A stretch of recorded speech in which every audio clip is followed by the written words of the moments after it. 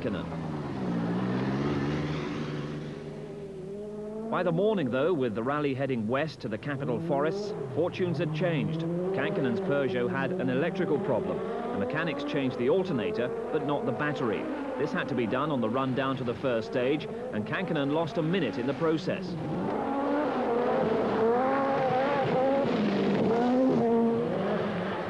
So the lead was back with Alain, who showed an instant change of mood and launched an immediate and spectacular attack to consolidate the position.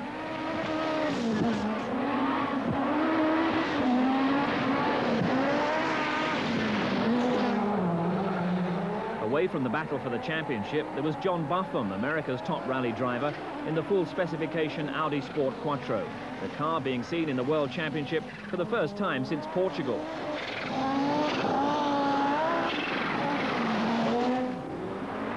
Toyota had booked their place on the Olympus, thinking there'd be an easy victory to pick up. The arrival of the battling Lancia and Peugeot put paid to that hope. But they were involved in an interesting contest, with Lars-Erik Torff quicker than his illustrious teammate Bjorn Valdegaard. The World Championship may have travelled thousands of miles to the west coast of America, but the rain and the terrain was all very similar to the Welsh forests of the RAC Rally or the Thousand Lakes of Finland. This was one lake that slowed Kankkunen a little, the icy water getting into the Peugeot's transmission, and the struggle up the muddy bank was a painful one.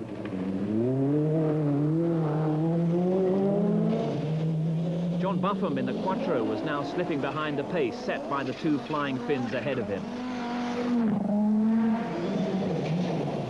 And even further behind, the Toyotas, Lars-Erik Torff, though, still leading his teammate Valdegaard.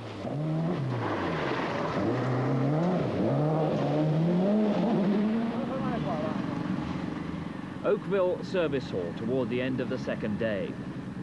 Alain in the Lancia with a 40-second lead over Kankkunen, who reflected on the electrical problem that had cost him the advantage.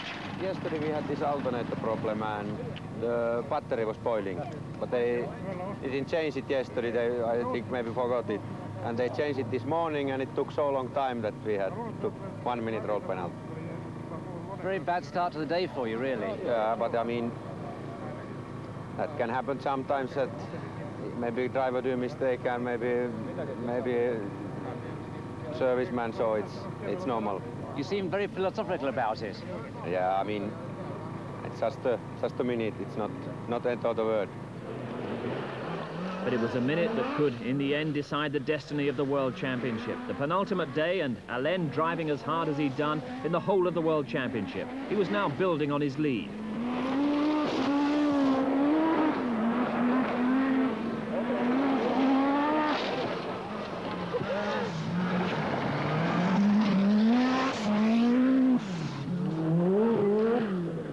Kankkunen, who'd started the Olympus as favourite for the event, favourite to take the title, had no problems with the Peugeot, but was struggling to beat Alain's pace.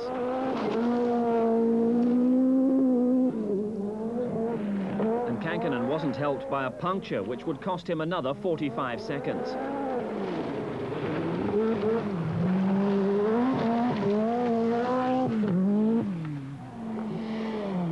For the rest of the field, it was still the American John Buffum in third, putting on a good show for an admittedly sparse crowd who were getting their first glimpse of World Championship rallying. Buffum would finish in that third place, but a massive 20 minutes behind the two pace setters.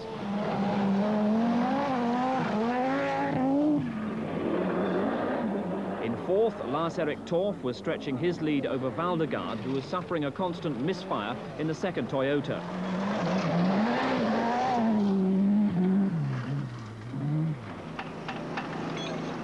Service at the end of the second day. Marco Alain still with a comfortable lead. But it was still proving a little difficult to bring a smile to the man apparently set for the world title. Marco, what's up? Slug absorber is broken last day. Oh dear. How much time did that lose you? I lost 9 seconds with Juha. What's the gap now then, Marco? Maybe I lead in now 1.5 minutes. Oh well, that's pretty good margin anyway. That's a pity, you know. I lost maybe more than 10, 15 seconds. The final day and a change in the weather brought yet another apparent change of fortune. In the thick fog on the first stage, Alain appeared to lose his edge, and in the poor visibility, he also lost a bit of confidence in his pace notes.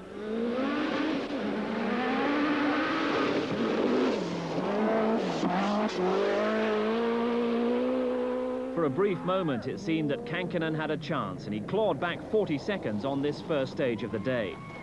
At one stroke, Alain's lead had been halved, and there were another 10 stages to go before the finish.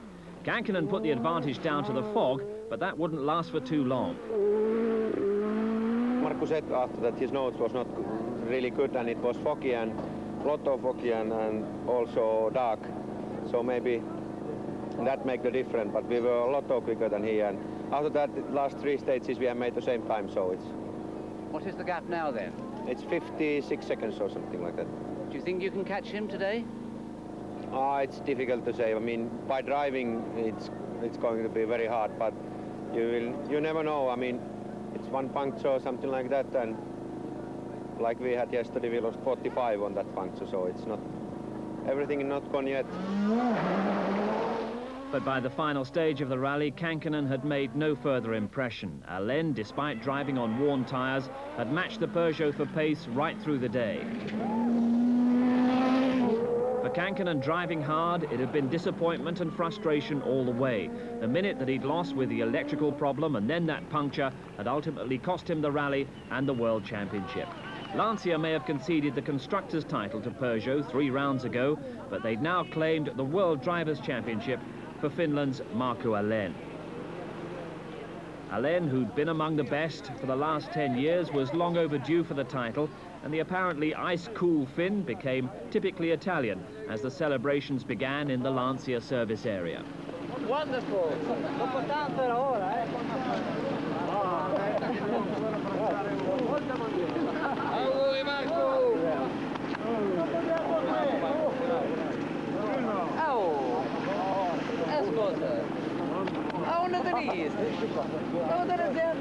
The celebrations may come to an abrupt halt if FISA now overturn the result of San Remo, because that would give the title to Kankkunen. But for now, Alain was enjoying being world champion.